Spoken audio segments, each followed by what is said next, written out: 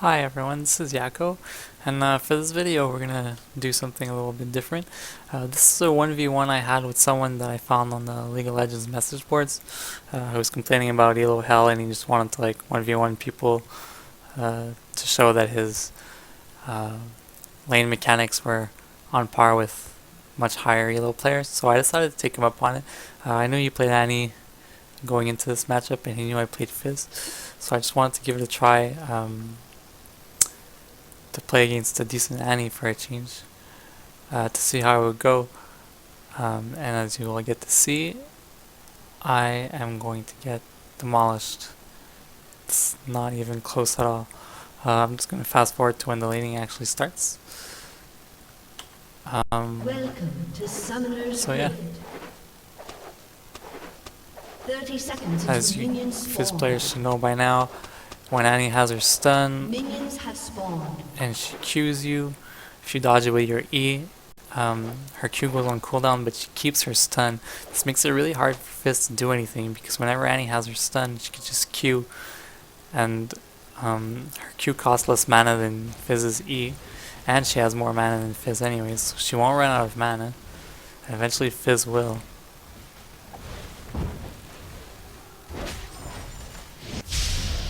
Not sure why the replay is so jittery. So the game starts, we're just last hitting. She's staying far from me. She doesn't have her stun up yet. She'll be close to having her stun up. If you're an Annie player, this is one of the best Annie skins to use, because it's hard to tell when the stun is active. So that was bad. I should probably take my E at level 1 against Annie. If I were to play the matchup again, I definitely would. Another thing that makes it hard to play against Annie is that she has more move speed than Fizz and more range, so it's really hard to get a Q in on her. Pretty much impossible, actually. If she starts moving away from you, that's it. So Fizz is limited in his counterplay. What he can do when Annie Qs him is he has to E to not get stunned. He has two options. He can E away from Annie and towards his tower, in which case Annie wins on the trade because her Q has a lower cooldown than Fizz's E. It costs less mana, so eventually if Fizz keeps doing that, he'll just run out of mana. Or what he could do is actually E towards Annie, in which case Annie has to start walking away. She has to time her W to hit Fizz when he lands so that it stuns him before he can get a Q of his own off. And if she manages to do that, she can walk away while Fizz is stunned and get out of Q range before Fizz recovers from the stun. So once again she wins there, but at least that way she has to spend more mana than Fizz, and eventually she'll run out, but most likely not before Fizz is dead. So yeah, this Annie is pretty good. I don't think he ever really misses his Q on a minion, so it's always free. So he's not wasting mana from that. He has a stun, so okay. So here I E on him, and he stuns me when I land. So that's for that. For some reason I missed that minion. It happens really rarely. No one really knows what triggers it, which is why it's still in the game.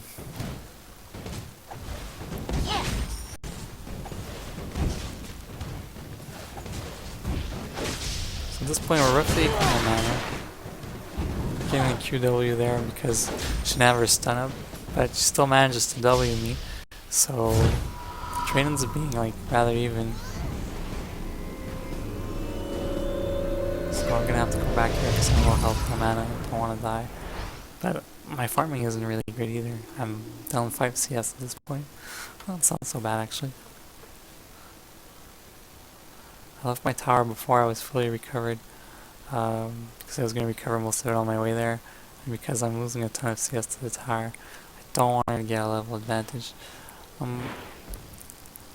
If I was doing this again, I would play a lot more defensive early game. I think Fizz starts getting the advantage around level 7 or 9,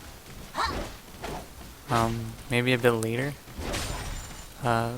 So you want to not die early game, stay close in CS, but not take like risks. Of course, it's a 1v1, so it's a bit different. In a real game situation, if you take it easy early on, Annie would most likely dodge her, would most likely push her lane because she's using Q to last hit. So eventually you'd be able to hold the creep line right in front of your tower, and like your jungler would come gank, and Annie has no escapes from jungler ganks. So what happened there was a bit bad. I actually got hit by her Q. So now I'm way behind. I don't have much mana either because I decided to waste my mana pushing hard.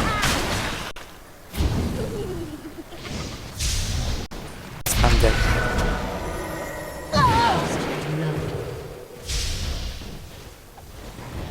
So we were playing to first to be up 2 kills or take 1 tower down, and then we weren't allowed to take a tower down before the 10-minute mark. That was my rule, and the reason for the rule is pretty simple. It's generally a bad idea to take an early tower in a real game, because then you let your lane opponent, who you've presumably been dominating because you managed to get the early tower, last hit of their second tower, and you can't really go there last hit. So you lose a lot of CS, a lot of XP, and that early in the game, you're not really in a position to tower dive anyone. So basically you're just running around all 3 lanes doing nothing while you're losing a bunch of CS and experience to your opponent's second tower. Which basically negates any advantage you might have had from dominating your lane early. So again, I used a lot of my mana to push the minion wave, and I shouldn't have. I'm already down 1 kill in 2 levels. There's not too much I can do at this point. I should really be playing safe.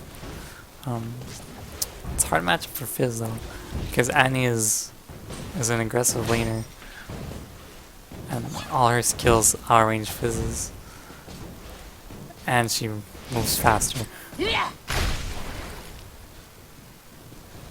So there's really not much for Fizz to do.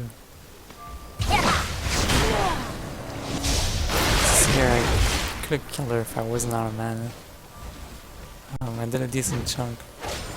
But still, even if she has this much life, I have a bit more life than her, but if I get caught by a stun, I'm dead anyways, right? So I can't really afford to stay in lane. I'll go back. She's gonna go back too.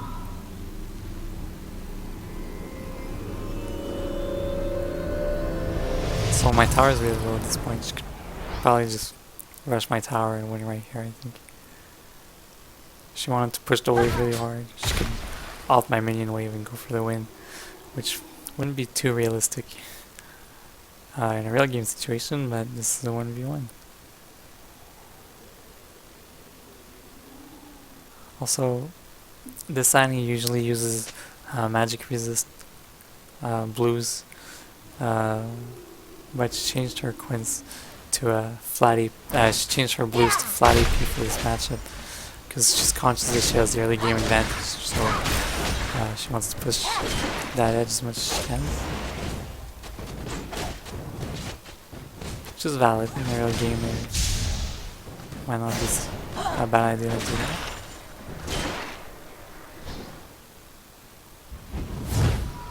So again, using a lot of mana to push hard.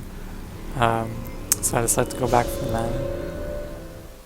And I can't because she pushed the lane too hard. I'm only down 15 CS at this point, but that kill hurts a lot.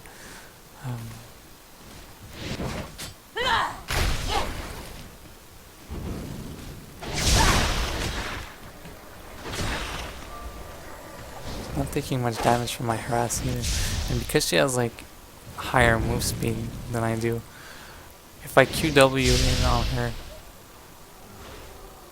I only really have time to get off 1 extra auto attack before she walks out of range, I think. And then she can hit me with both of her spells, whether it stuns up or not. So yeah, having played the matchup now, in a 1v1 situation, Fizz can absolutely do nothing until he has his ult, and then he needs to go in at the right time. Without his ult, he can't even trade favorably under any circumstances. So in a 1v1 situation, I don't think you can do much against Annie if she knows what she's doing. And in a early game situation, you gotta go for jungler ganks. You have been slain. I ate there for fun because I knew I was dead. Turret has been destroyed. So that's it. The basic things to remember are don't be aggressive against Annie. It's one of the few lanes where Fizz actually has to play defensive until much later on. See, at this point she was up 2 levels on me. If she wouldn't have been up 2 levels in a kill, the lane would have been a lot closer, I think. So yeah, at that point, at around level 7ish, it starts being more even. At level 9, I think Fizz starts getting the advantage because by then Yuri has 5 points in it. So if you manage to E her W, it really hurts her a lot. This game, Annie did a good job. She wasn't trying to stun me with her W. That's not a good idea. If Annie goes to stun you with her W and you manage to E it, that hurts her a lot. She loses her stun. She loses her most damaging spell. Most likely, because she should be leveling W before Q. Deals more. It adds damage to her burst. So she loses her stun. She loses her most damaging spell. It also has a much longer cooldown than Q. So if you E it and you damage her with your E and you dodge her W, she's taking a lot of damage and she's really not dealing considerable damage in exchange. So that's one thing to look out for. If you notice that your opposing Annie is trying to stun you with her W very often, you could try to bait it. Her W is like instant, so you kind of like have to guess when she's gonna do it, and E just before. But at lower levels, she probably W's anyways. Even once you're on, even if you start your E a bit too early. I think that's about it. Play defense. Wait till level 9. In the early game, just let her push the lane, freeze the lane just outside tower range, call for jungler ganks. She has no escapes other than flash, so if you get a jungler gank going, she'll take a lot of damage. She'll have to go back and let you even on the lane. You'll have a chance to go back too, get some health. You just want to stall the lane. Once the game goes into late game and team fights start happening, Fizz is a lot more useful than Annie. Annie has her stun, but she can like misplay it. Fizz has his fish that he can misplay, but it's a lot harder to misplay his fish, and it also hurts less if you misplay your fish than if Annie misplays her stun. She's also a lot squishier than Fizz. She doesn't have that escape E that Fizz has. It's a lot easier to kill Annie in a team fight than it is to kill Fizz. So that's it. I hope everyone learned something from this video, and yeah, I wish I would have played better. If you have any other advice to give me on how I could play the match better, that would be much appreciated. You can never know too much about this game.